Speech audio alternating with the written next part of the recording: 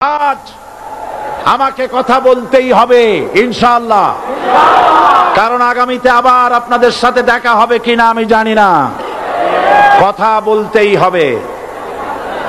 বসেন, কেউ দাঁড়িয়ে থাকবেন না।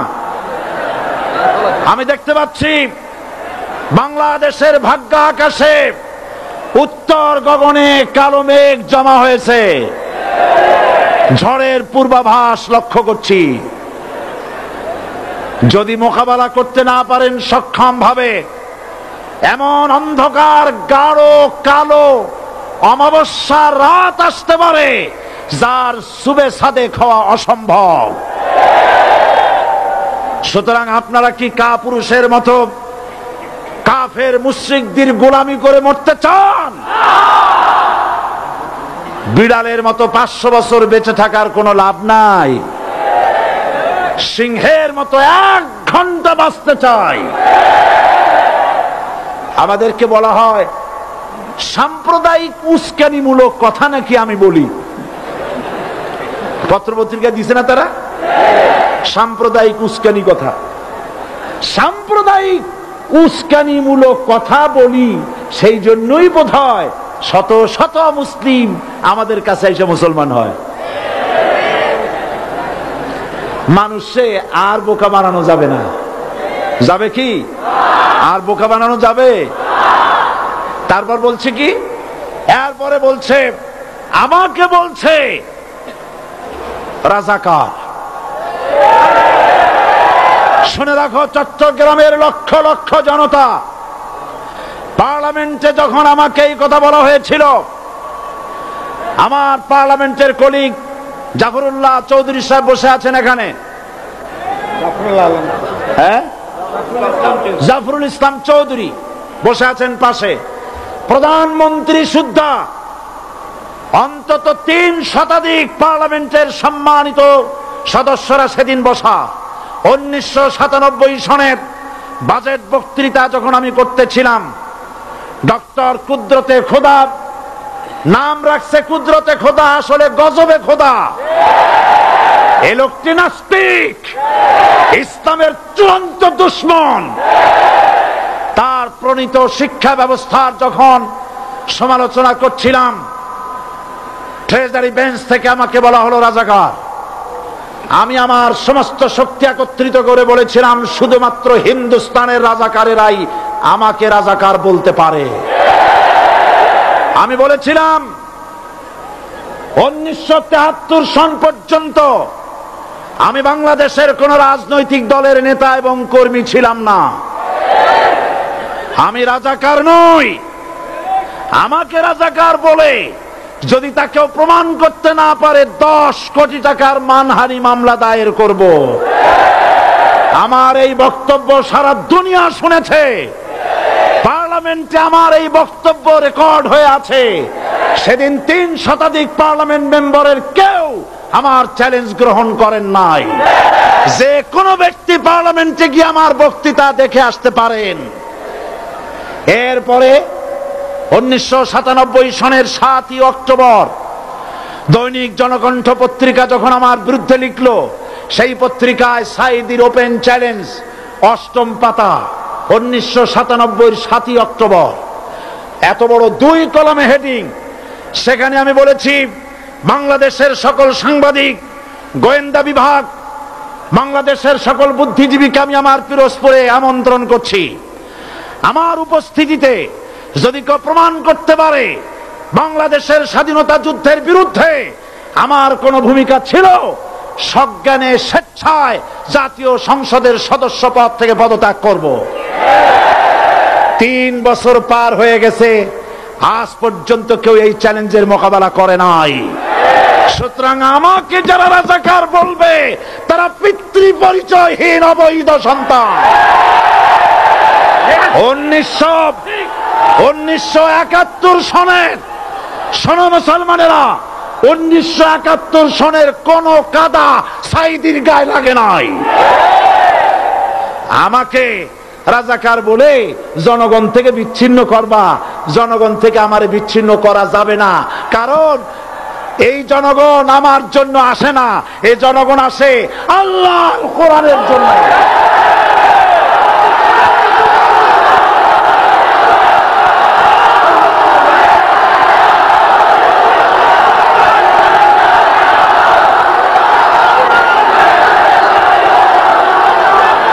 আজকে আর যারা ইসলামের কথা বলে, তারাই রাজাকার, তারাই মৌলবাদী। মৌলবাদী বললে আমরা অসন্তুষ্ট হই না, কারণ মৌলবাদী শব্দটা আসছে মূল থেকে। মৌল শব্দ এসেছে মূল থেকে। মূলবাদী তার মানে যারা মূলে আছে। মূল হলো কোরআন, মূল হলো হাদিস, মূল হলেন আল্লাহ, মূল হলেন আল্লাহ রসুল। আমরা আছি মূলে। এখন বলেন তো মূলের শক্তি বেশি না আগার শক্তি বেশি? আমাদের যারা মৌলবাদী বলে ওরা হলো আগাবাদী। মূলে আছে কত কোটি? 12 কোটি। মূলে আছে কত কোটি? আর আমাদের যারা মৌলবাদী বলে ওই থাকো গাছের আগায়, আমরা মূলে। লাভালাভি বেশি করবা না, 12 কোটিতে গাছের গোড়া আসতে নানা দেবে, মামু বাড়ি দিল্লি গিয়ে পড়বা, বাংলার জমিনে জায়গা হবে না। এ কথা বিশ্বাস করো। বাংলাদেশের মুসলমানদের শরীরে এক বিন্দু রক্ত থাকতে শয়তানের তৈরি করা ধর্ম নিরপেক্ষ মতবাদ বাংলার জমিনে কায়েম হতে দেওয়া হবে না, হবে না।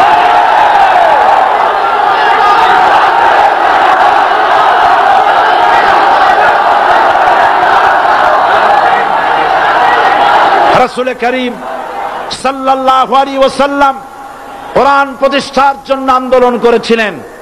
আয়াতুল কুরসি আমাদের সে কথাই শিখেছে।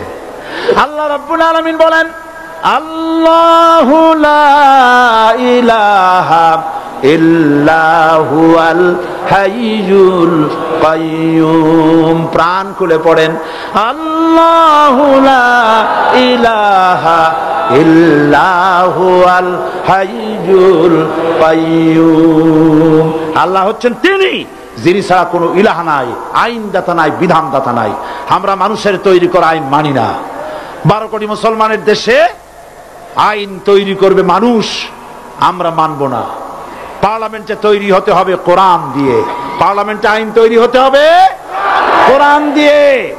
সুতরাং ভয় যতই পান আর যতই ষড়যন্ত্র করেন, 4 দল যখন একত্রিত হয়েছে, ঐক্যবদ্ধ থাকবে, সরকার ঐক্যবদ্ধভাবে গঠন হবে, নির্বাচন ঐক্যবদ্ধভাবে হবে এবং কোরআন হবে, আল কোরআনের পার্লামেন্ট হবে বাংলাদেশে।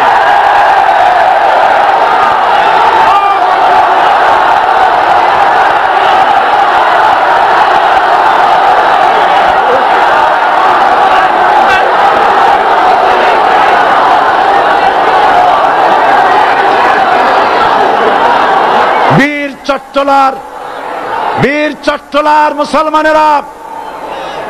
চট্টলার মুসলমানেরা স্বাধীনতার ঘোষণা, এই চট্টগ্রাম থেকে স্বাধীনতার মহান ঘোষক প্রেসিডেন্ট জিয়াউর রহমান সাহেব দিয়েছিলেন।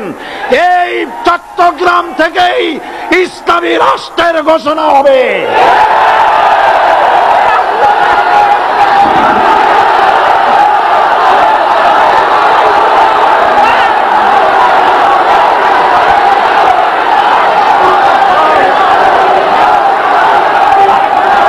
আশাবাদী আপনারা অবশ্যই তা পারবেন। আমি 100% বিশ্বাস করি ইনশাআল্লাহ। কারণ যে ষড়যন্ত্রের মোকাবেলা করে স্থানীয় রাজনৈতিক দলের নেতৃবৃন্দ কোরআনের মাহফিল সিনায় এনেছেন, আমি প্রথম দিনেই বলেছি চট্টগ্রাম তাফসিরুল কোরআন মাহফিল কোন রাজনৈতিক দলের প্রতিনিধিত্ব করে না। এটা কোন জামাত শিবিরের একক সম্পদ নয়, এটা চট্টগ্রামের মুসলমানদের কলিজার টুকরা তাফসিরের মাহফিল। সুতরাং এই মাহফিল চট্টগ্রামে থাকবে ইনশাআল্লাহ কিয়ামত পর্যন্ত। 144 ধারা 288 হয়ে গেছে, ষড়যন্ত্র পায় পায় চলে গেছে। আমি ওই সব ছেলেদের বলি, সরকারি দলের ছাত্র হইয়া মুসলমানদের বিপক্ষে যাইও না।